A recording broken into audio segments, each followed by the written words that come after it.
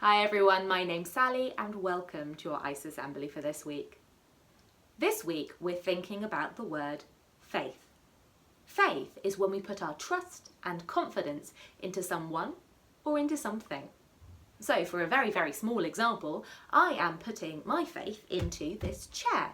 When I sit down on it, I'm trusting that it's not going to let me fall onto the floor. I'm putting faith into action every time I sit down because I'm saying with that action that I believe this chair is well made and that it's safe for me to sit on. So it might be easy to put our faith in something like a chair. I can poke a chair first, I can look at the chair, I can actually even see someone else sit in the chair before I sit in it so that I know it's sturdy and safe.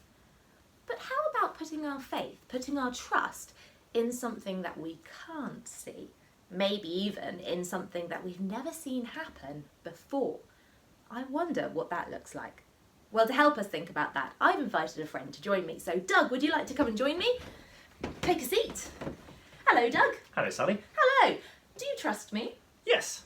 Do you have faith that if I say to you, I am not going to get you covered in water today, that I will make sure that happens? Yes. Yes? Yes. So would you trust me to put this glass of water over your head with just a small piece of card keeping it between you and the water upside down? Yes. Yeah? Shall we see if Doug's faith is put in a safe place? Shall we have a look? Okay, so I'm going to put this card over this water. I'm going to flip it. Hey, look at that. Over Doug's head. Oh, completely dry. How did that feel, Doug, when I said I was going to put that water over your head and you hadn't seen that happen before? Quite scary. Absolutely, completely understandably. But you had faith in our friendship that I wasn't going to cover you in water before you had to go about your day, even though it's quite hot today. So thank you so much for joining me, Doug. Okay. In the Bible, faith is described like this. Faith means being sure of the things we hope for and knowing that something is real, even if we do not see it. Hebrews 11:1. Faith is something that comes into its own when it's put into action. It can be easy to say that we believe someone or believe something, or that we're trusting in someone or something. But faith is put to the test when we act on that belief. Stepping out, trusting that whoever or whatever it is won't let us down. In today's story, we're going to see someone who had faith in Jesus. He believed that Jesus could help him. But when he heard Jesus' answer to him, he had to have even more faith. He had to put faith into action. And we're going to see what happened to him.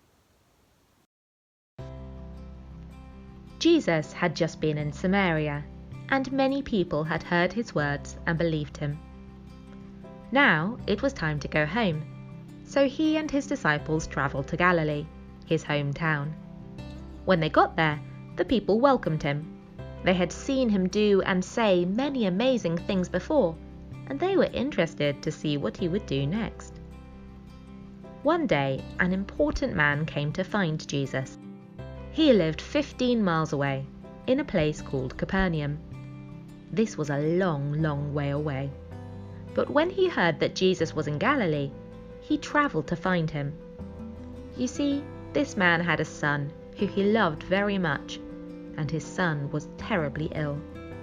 He wanted Jesus to come and heal his son. "Please come and heal my son," he asked. Jesus replied, "You people must see miraculous signs and wonders before you will believe in me. Please, sir, come with me before my son dies." Jesus replied to him, "Go home, your son will live." And so the man did. He believed Jesus' words and he set off home, all 15 miles of the journey. It took him until the next day before he could see home in the distance. When he was getting close, his servants came out to meet him. "Your son is well," they said. The official was overjoyed.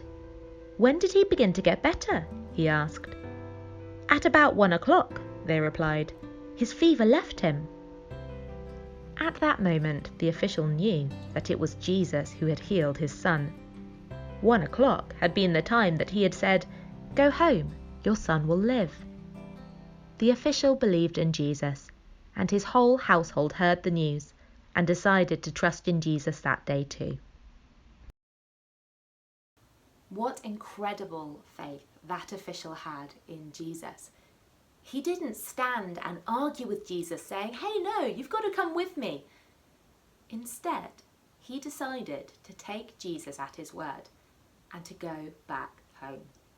And it was a really long journey. It wasn't like he could turn around and go back and find Jesus if it hadn't worked. He was having faith that if Jesus had the power to heal his son by seeing him and maybe touching him on the shoulder, that Jesus had the power also to heal his son from a far, far way away. And look what happened. Jesus was able to help. When the official got home, his son was healed, just at the moment when Jesus said he would be. Sometimes when we are exercising faith in our lives, we have to have courage, like the man in the story today, to step out into something we can't see, having trust and confidence that what we hope for will come to pass. But faith is not blind. Even though we can't see what the future holds, our faith can be built on something solid. So in this story today, the man had not seen Jesus do a miracle face to face, but he had heard of what Jesus could do. There will have been stories all around him of people talking about Jesus feeding 5,000 people, Jesus calming the storm. He would have heard what Jesus could do. His faith was put into action when he asked Jesus to do something for him. And Jesus told him, "I'll do it for you, but I won't be there when I do it."